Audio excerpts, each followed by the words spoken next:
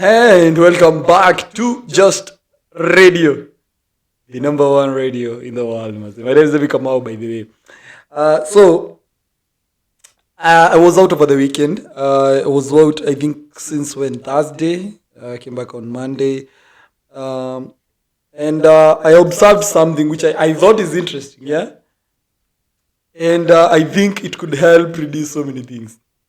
So I won't lie, I never flew. I boarded a train. And so train has, I think, I don't know, probably 1,000 and plus. I don't know. I'm not sure. But I think it has probably 1,000 people plus. It's this long thing with, I don't know, what are they called? Coaches, which are spread out and contain very many people. And for a minute, I thought, this thing have over 1,000 people. Assume even these are how many people? People are like in a groups of 3, yeah? Groups of 3, that's add up to approximately an average of 300 plus vehicles on the road that have been removed from the road since people are using trains. 300 vehicles are out of the road. And that's only from what? 1,000 people. Let's bring the numbers back, much higher. So if we have 10,000 people traveling, we have an average of what? 3,000 drivers on the road. If we have 3,000 drivers on the road, we have a very high risk that in that very big number of drivers, there's most likely going to be accidents. Yeah? And so over the week, actually before I left, because I left at night, before I left, I saw an accident, and for a minute I was like, there are so many vehicles on the road, and there are so many different people on the road. Some are experienced, some are inexperienced, some are, just experiencing so many things in their life, and they are still on those roads. So whether it's good or bad, wanaleta vitu kwa barabara. Either someone is drunk, either someone is having mental issues, either someone slept, either someone is stressed in their own way, either someone is experiencing so many different things, but they're still on the roads. So that gap that number increases the chances of having deaths on the road. So assuming these 3,000 drivers that we have from 10,000 vehicles, we assume they have each vehicle an average of 3 people. So we have 3,000 vehicles. If at least even from 3,000 vehicles, and you understand the magnitude of like 3,000 vehicles, there's so many vehicles. Even just say 10 people on that one very day. 10 people out of the 3,000 people, they will cause accidents. They might cause death. They might cause, injuries. They might cause people who are injured for the rest of their life. Family loss and so much. So what if we reduce the vehicles? Take an example of the train. The train takes out an average of 300 vehicles on the road. And that's on average. That's on the low. An average of 300 vehicles. When you have out of the road 300 vehicles, they will reach to that destination, zero accidents. Zero accidents, by the way. And the fact that we have zero accidents, these people have moved freely. Those who want to get drunk, they get drunk. Those who have stressed, they are sleeping. Those who have issues with themselves, they are there. They are just being driven. And so, if we could network this country with like trains everywhere,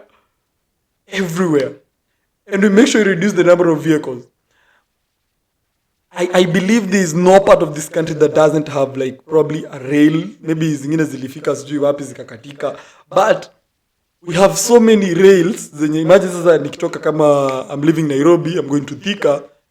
There's a train that probably I'm gonna book, and I'll check in at around my time that I want.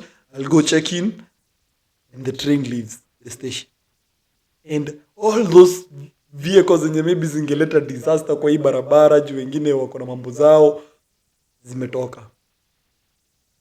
And I think the best solution is just to make the train transport the most comfortable transport ever, or rather, if we have public transport, because there are people who prefer like public transport because of probably where they are lighting and where the train is. If you have public transport, you have the most perfect public transport with qualified drivers, and then reduce the urge to have personal cars.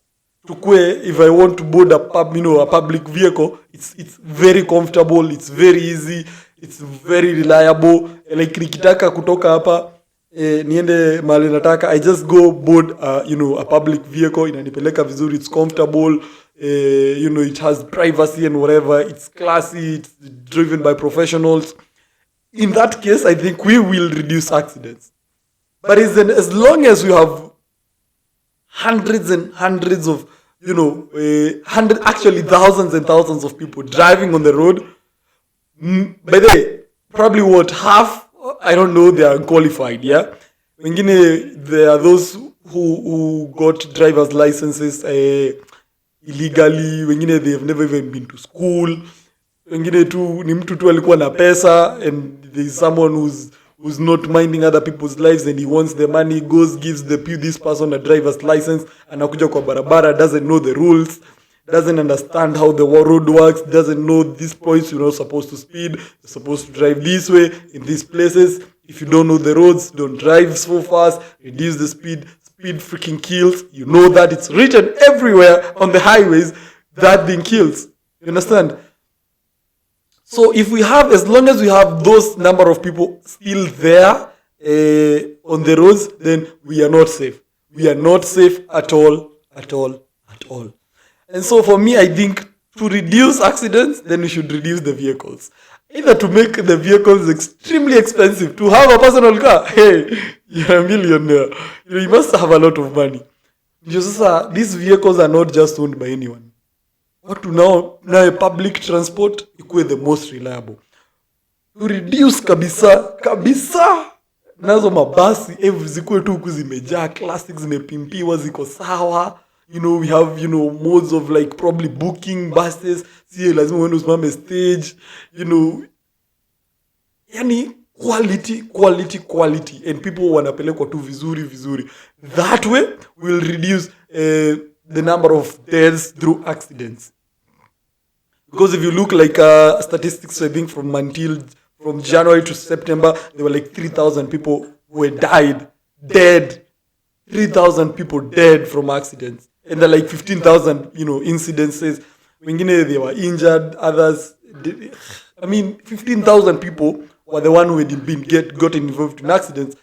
And then there were like 3,500 and what? Dead. Like dead through roads. So for me, I feel like we should just either we improve, the Kenya Railways thing, itambe, go everywhere. Let everyone, ukitaka kutoka kwenu ushago, there is a train that's going to come. So you just go board the train and then leave. When the ufike Nairobi, there are like these very nice coaches, the basi, comfortable, cheap, zinakupeleka vizuri. And so we will not need to have all these vehicles around these roads. Yani unapata mpaka karibu, yani jam, mnashinda tu ukitaka usipatana na jam uende mapema. Because the vehicles are too many and the vehicles have become cheap. Alafu zingine they should be removed from, kama gari it's from a certain number, wewe toa hiki tu kwa barabara, it's already old. Go take it to those vehicles that are, zimeharibika. I don't know, just amapeleka where, I don't know, just destroy them. We reduce the number of vehicles on the roads. And people stopped liking bribes. Because now bribes will now the one. Sasa kama KA something from KA, kama of car is KA, it should not be seen on the road. Whether it is good or bad, that car is old. It has been maintained until now it cannot be maintained anymore. So I think we should really reduce the number of vehicles, and that will be better. And then tutakuwa na a country where accidents are like a thing of the past, because na wewe kukuwa driver wa buses za public transport, you're qualified, it's paid heavily, it's a pay, inalipwa vizuri.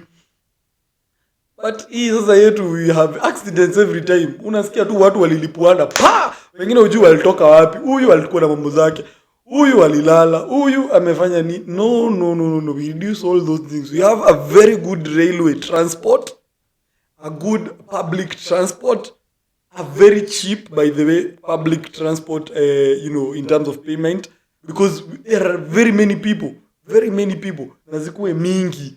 Imagine basi moja iko tu sawa ina ferry so many people, lakini sasa kila mtu akikuja na gari yake, kila mtu anaenda tu so I think for me we should reduce the number of vehicles, and then sasa watu wenye kuna vichwa mzuri wakuchukue gari vizuri, and those cars they be made like I don't know what, extremely expensive. I don't know how to make sure hawa watu na pia zenye zimezeeka, get these cars out of the road na gari zibaki gari. Sasa everyone mpaka mtu ako na KZ something iko tu kwa barabara, that car, it doesn't have brakes, they don't think they work anymore. The person, the way they stop is just keeping distance from the other, and doing what to the gear. That car should be dumped, whether it has been maintained or not. KZH, KZE, take those things out of the road. Hizo ndizo zinakuja kuharibia watu. But those cars don't go fast. Those cars zinaenda. So it's very rare for them kufanya accident. Hizi sasa zinakuja nazo zinapata watu wanataka tu go super fast. If you want to drive fast, go join Safari Rally. Enda huko wenye those things, those people, if they even roll, they won't die. Now you are coming to act like you want to join the Safari Rally with normal people. You see where they drive in Naivasha, go far away there. When you roll, you will be alone. Now you are coming to drive fast on our roads. Unaona mtu anakuja na wa confuse na mambo tu zake sha. We should reduce these vehicles totally. These vehicles are too many. I don't know, ama it's planned for the government to make sure the oil market inafanya, because now everyone has a car, everyone is consuming fuel. Because if you have a public transport, it carries 100 people. If it carries 100, those are like 50 drivers wametolewa kwa barabara. Those are 50 cars wametolewa kwa barabara, and those are so many liters of fuel zenye ziko. So hata fuel imekuwa expensive. When is vitu kwa barabara, watu waenda na public transport, we pay cheap, we enjoy the quality of services, and everything will be fine. But sasa I think wale watu wanauza mafuta, they are making sure the cars still remain. They make sure the projects maybe hata ya railway haiwezi work. Wanaiba, wana make sure maybe haiwezi work, ndio maybe watu wasitravel na railway. I know it can end so many jobs za watu, but I think it can still employ so many people. Sasa buses zikuje. The buses become cheap. Ikikuja huko watu wana import buses, they don't even pay taxes. Wanalipa tu kidogo tu. Nao wakuje sasa na makoche zile zimeweza. You see those Mercedes-Benz buses that are around, and I see them carrying some, mzungus around. Those buses za class. Hiyo ndio basi ya kukubeba ikikupeleka Nairobi. And then tuondoe hizo magari zote, hizi tugari tudogo. Whether these small cars are the one which are taking traffic jam in town. That's a fact, I think, on my personal opinion. Because sasa mtu tugari ni twingi tudogo. If at all tuweke tu basi moja bebe hawa watu wote, to reduce hawa watu. Of course maybe tutoe au semi ziende CBD, but zitoke Nairobi watu wakuwa wanaingizwa na mabasi. Imagine that. It could be a very nice place. Na pia watu waishi, watu waache kufa hapa na magari. We need to make sure people don't die. And then tuweke strict laws za barabara. Traffic police, wewe unaenda mbio wewe, utakuweka ndani. You joke around here you want to kill people. Those people are killing people, but someone drives at 100 and something. Wewe ulikuwa unaenda vizuri na speed yako, mtu anatoka tu from nowhere. Surely I was driving because of his carelessness. Now me and my family, we are at risk because someone is with their own family in a whole car. Mtu ametoka na huko zote zimemuonyesha yo. You should have police everywhere. Kwani kazi yao ni nini? They be everywhere on the road. Mtu akijaribu ukifikiria unaweza kunywa hivi, ukunywe hivi uende kwa barabara, unawacha, afadhali usikunywe. Because now those people are zina lead to so many. Wewe ukitaka ukunywe kwako, kama unataka kukunywa kwa club, ujue wenye unatoka kwa hiyo club huko na mtu na kichwa mzuri. Otherwise these people are killing so many people. Accidents. Imagine 15,000 people. 15,000. Those are the ones when you're then there are 3,500 dead. Ukipanga watu 3,500 imagine hao watu wote wamekufa because of barabara. Surely. In as much as zingine you don't maybe want or intend or what, zingine it's accident. But 3,000 people, surely. We should reduce these vehicles on the road. Zitoke kabisa. Zitoke. Gone. Alafu sasa mabasi zikuje za class. Unaingia hivi basi, alafu unalipishwa karibu mafuta washukishe diesel. Petro yende kunatoka 500. Ukisikia utatoka nako kapasono kako ukaenda ukakunywa maji, unakaacha kwa nyumba, unaanza kukauza. Tunaanza kupelekwa Uganda na hizo mainchi zingine wenye mafuta ni cheap.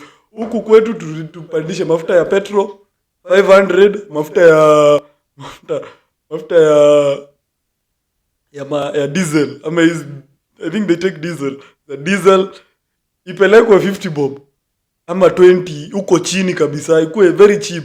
Ndio sisi wote sasa tunaenda kwa basi. Nao basi ni ya class. Hata unashangaa unaendea nini kwa nini. Alafu maybe they improve, booking online, the time that you want to board, you have the vehicle, so utakuwa hapo on time. Alafu sasa hawa watu wa pikipiki nao, I don't know, pikipiki now is another thing. Sometimes watu wa pikipiki nao surely, hata kama I don't like kuingilia anyone, lakini watu wa pikipiki haki zingine wanaenda mbio, wanaenda vibaya. Those people, motorbikes no. Motorbikes. Wao wale nao motorbikes kuletwe small cars maybe zenye zinaweza kuferry so many people at a cheap price. I don't know. I mean, that's just my opinion on all that whole thing. We should reduce vehicles, make petrol expensive. Ibaki sasa ni ya mabilionea. Maka mabilionea wanasikia uchungu. Wanasikia mafuta 500. They put 2 liters 1,000. Wanaeka sasa mafuta kama ya 20,000. Mtu akitaka kutoka hapa kwenda Nairobi, which is ama unataka kwenda like 20 kilometers, you put 20,000. So you will even think of boarding, unaona? Ama if you have good money, then you will. And how many people will afford fuel for 500? Hao watu wote wakunoto tu gari tudogo tu wao watakuwa wanatutumia sijui wakienda wapi. They even think ama make it electric. Just, I mean, such things zenye zinatoa hizi magari kwa barabara. Highways ni za public. Unasikia mimi na book. I know nothing is impossible, by the way. Nothing is impossible. Tunaeka mimi natoka kuna basi, I go to a list, check a list of buses, I book, nataka kutoka hapa niende where Nyeri, it charges me, I pay, and all I go there is just put my number ya simu and I board, nafunga basi, tunaenda comfortably. Lakini mambo surely ya gari mnapata jioni kama nisijua watu wametoka wapi huko jam. I know people want privacy and so ukitaka privacy wewe ingia gari ulipe 500 ya mafuta hapa lita ama almost karibu yendo go. How many people will afford? Very few. Sasa na sisi tuko na basi very reliable na trains ziko sawa. Ukitaka kutoka hapo upitie uende Kisumu, you are going to book a train and you will be in Kisumu. Imagine Zama basi zote zenye mbaya huko zenye maybe sijui whatever hizo magari mtu akifikiria kwenda anaenda gari wanatoka. We leave politicians because they are now the ones who hata tuanze kupata politicians kama basi. That could be funny. That's my personal opinion. And oh my god, this seems to be the longest video I've ever made. And so I'm so passionate about this thing because sometime I think last month I saw an accident of a dead person for the first time in my life, and I've never felt so disturbed in my mind.